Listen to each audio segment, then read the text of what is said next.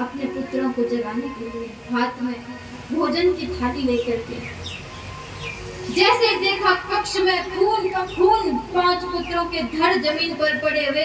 द्रौपदी चीख करके धरती पर गिर पड़ी, बेहोश हो गई। द्रौपदी ने ऐसे दृश्य की कभी कल्पना नहीं की थी। प्राण निकलने लगे द्रौपदी के। 5 भाई पांडवों ने संभाल दिया, माता कुंती संभाल दिया। माता कुंती अपने पुत्र वधु को हृदय से लगा करके रोने लगी, हे द्रौपदी स्वयं को संभालो। इस महायुद्ध में कितने वीर मारे गए, कितनी माताओं ने अपनी संतान खो दी। हे द्रौपदी ये समझ ले कि इस युद्ध में जब रणचंडी ने बलि मांगी तो तेरे 5 पुत्रों की बलि ले गई।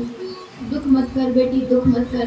पर द्रौपदी तो माँ है, द्रौपदी रोती रही। अर्जुन को क्रोध आया और ग्रीव हाथ में लेकर अर्जुन ने प्रतिज्ञा कर दी, हे द्रौपदी, हे भगवती, मैं तुझे यह आश्वासन देता हूँ जिसने तेरे पुत्रों के साथ ये कुकृत्य किया है कि तेरे वीर पुत्रों को सोते हुए मार डाला, उस दुष्ट का, उस नीच का सिर काट करके तेरे चरणों में रख दूंगा और उसके सिर पर पैर रख करके तू स्नान करे। गांडीव हाथ में लेकर के अर्जुन, 5 भाई पांडव रथ पर चढ़ गए। अर्जुन बैठ गए रथ पर, रथ चलाने लगे श्री कृष्ण। और भागवत में पहली बार श्री कृष्ण का इस प्रकार से प्रवेश हुआ। बोलिए श्री कृष्ण चंद्र भगवान की जय। व्यास जी महाराज मानो संकेत कर रहे हैं कि भगवान ही अपने भक्तों की गति करते हैं। अर्जुन का रथ चला रहे हैं श्री कृष्ण, और रथ चलाते चलाते भगवान ने देख लिया सामने से कोई भागता हुआ जा रहा है। भगवान ने रथ दौड़ा दिया और पकड़ लिया उसे। कौन था ये? गुरुपुत्र अश्वत्थामा। 5 भाई पांडवों ने रस्सियों से बांध दिया अश्वत्थामा को, और अश्वत्थामा ने उस समय रस्सियां तोड़ करके ब्रह्मास्त्र का, ब्रह्मशर का संधान कर दिया। ब्रह्मास्त्र छोड़ दिया पांडवों के ऊपर।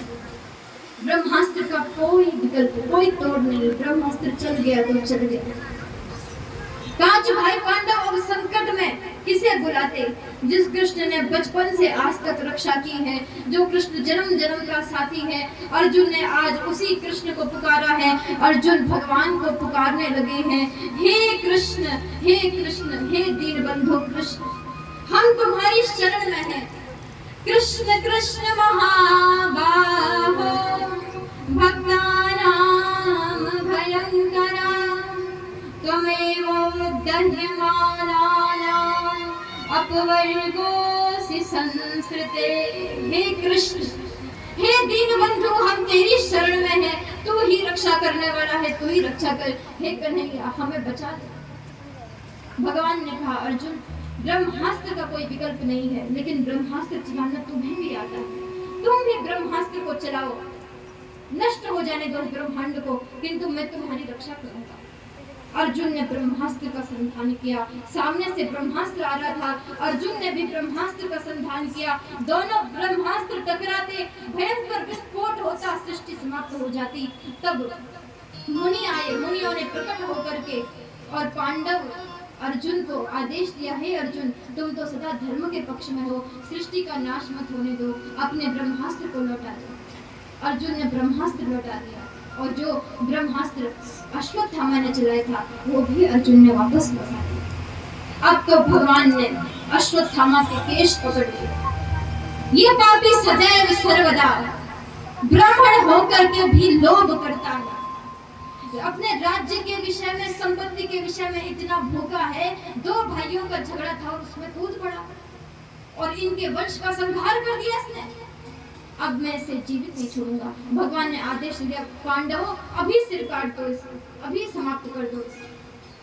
अर्जुन ने कहा, नहीं हे कृष्ण, मैंने तो द्रौपदी को वचन दिया है, उसके सामने इसे लेकर जाऊंगा। तब रथ में बांध दिया, जैसे किसी पशु को घसीट कर ले आते हैं, ऐसे रथ के पीछे घसीटते घसीटते पांडव द्रौपदी के सामने लेके गए अश्वत्थामा को। अश्वत्थामा पहुंचा कुटीर के बाहर, भीतर अपने कक्ष में द्रौपदी विराजमान। माता द्रौपदी की आंखों से आंसू बह रहे हैं। सामने 5 पुत्रों के सिर विहीन शव पड़े हुए हैं। कुरुवंश की नारियां रुदन कर रही हैं। द्रौपदी अपने पुत्रों को देख करके मरी जा रही है कि हे विधाता, प्राण जाते तो मेरे जाते, मेरे पुत्रों ने तेरा क्या बिगाड़ा था। कोई माता अपने सामने और अपने मरे हुए पुत्रों को कैसे देख सकती है। हे विधाता, मुझ द्रौपदी को जीवित क्यों रखा, मेरे पुत्रों की जगह मेरे प्राण चले जाते। लेके आए पांडव। अर्जुन ने कहा, हे पांचाली जिस पापी ने तुम्हारी ये दशा की है, जिस पापी ने तुम्हारे पुत्रों के साथ कुकर्म किया, उस पापी को हम पशु की तरह घसीट कर लेके आए। हे भगवती, मैं तेरे हाथ में तलवार देता हूँ, तू उसका शीश काट दे, तू उसे समाप्त कर दंड दे। द्रौपदी साधारण नहीं है, द्रौपदी स्वयं भगवती है, काली है द्रौपदी, रणचंडी है द्रौपदी। द्रौपदी ने हाथ में तलवार ली। द्रौपदी उसकी ओर कूद पड़ी, देखने किसने मेरे पुत्रों का संहार किया। सामने देखा, अश्वत्थामा सिर झुका करके पड़ा। द्रौपदी हाथ से तलवार गिर गई। गुरु पुत्र ने ऐसा किया। जो द्रोणाचार्य मेरे पिता के सखा थे, मेरे पिता द्रुपद के मित्र थे, जिन द्रोणाचार्य ने मेरे पतियों को धनुर्वेद की शिक्षा दी है, उन द्रोणाचार्य के पुत्र ने, अश्वत्थामा ने मेरे पुत्रों की हत्या की। और तब द्रौपदी ने अपने हाथ जोड़ दिए। विपत्ति के समय पर भी जो धर्म का त्याग नहीं करे, वही हो सकती है धर्मराज युधिष्ठिर की पत्नी द्रौपदी। भगवती द्रौपदी का चरित्र बड़ा महान है। कृष्ण की प्रिय सखी द्रौपदी हाथ जोड़ करके, सिर झुका करके प्रणाम कर रही है उसे जिसने पुत्रों की हत्या की, और अपने पतियों से कह रही है, हे स्वामी, मुच्यतामेष ब्राह्मणो नितरां गुरु। ब्राह्मण है, आपका गुरु पुत्र है। आत्मा में जायते पुत्र, व्यक्ति की आत्मा ही उसके पुत्र के रूप में आती है। द्रोणाचार्य जी नहीं रहे, द्रोणाचार्य की आत्मा ही अश्वत्थामा के रूप में आई है। इसीलिए इसे छोड़ दीजिए। इसने भले मेरे 5 पुत्र मार दिए, मेरे पास मेरे जीवन का सहारा है आप 5 भाई, लेकिन इसकी माँ कृपाचार्य की पत्नी कृपी, द्रोणाचार्य की पत्नी कृपी, द्रोणाचार्य की पत्नी कृपी कैसे रहेगी अपने पुत्र के बिना। मारो देदस्य जननी द्रौपदी गौतमी पति देवता, यथाहं मृतवत्साता रुदिम्याश्रुमुखी मुहुः।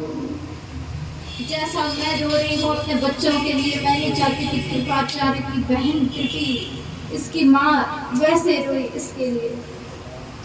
जैसे मैं रो रही हूँ अपने 5 बच्चों के सिर देख करके, वैसे मैं नहीं चाहती कि इसकी माँ भी इसके लिए रोए। ये तो मेरा कष्ट नहीं समझ सकता, मैं इसकी माँ का कष्ट समझ सकती हूँ, इसीलिए छोड़ दो। पांडवों ने जय जयकार की, द्रौपदी तुम्हारी वाणी में सत्य है, धर्म है, तुम तभी तो भगवती हे द्रौपदी। किंतु भीमसेन ने कहा कि नहीं, इसको छोड़ना नहीं, इससे बदला लेना, दंड दो इसे।